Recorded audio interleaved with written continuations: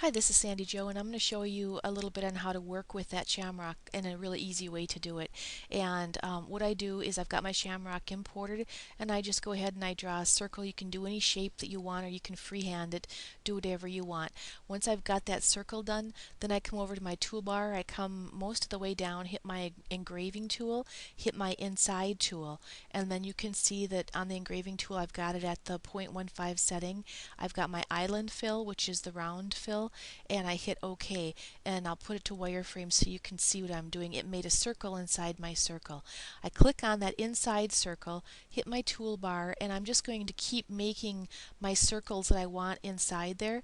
So you just keep clicking them and going in and making your inside of your circle as many rows as you want. So at this point you can go, I'm going to come out of wireframe, and you can go ahead and make them as many rows as you want. I'm going to marquee it, and then I'm going to go ahead and stone it with my 13SS stones, which is a 3mm. So I'm going to go ahead and get those lines stoned, because now the lines the stones have a path to follow. So I've went ahead and I've done that, and here is another example that I have over here that I did with a bunch of the rows, and how I've got this little image up here, or these images that I was working with, is again, you just make sure you have your marquee tool selected. Go ahead and select what area you think you want to work with. Hit the duplicate button and pull that out in a way. And I'm going to go ahead and I'm going to group that up, because we're going to move it. With this type of image, I don't like to go straight on with it. I like to rotate it a little bit.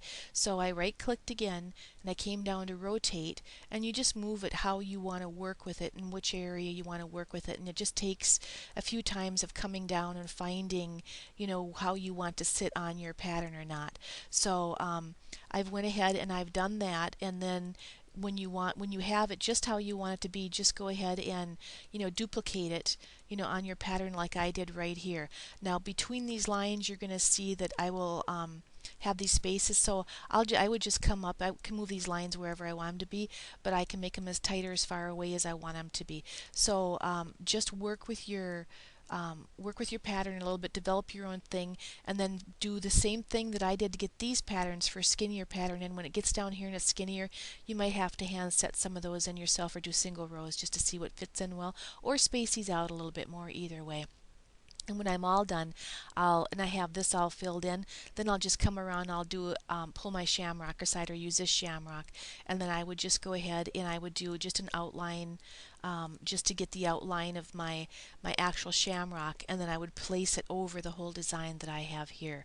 So I hope that helps you a little bit figure out how to work with that a little bit more. Just pick your patterns apart, rotate them around what works good for you, and have fun doing it. There's no real way of doing it or not, and if you find a simpler and easier way, let me know and share with me too. I'd love to know how you did it. So I hope that helps you, and if you have any more questions, just let me know.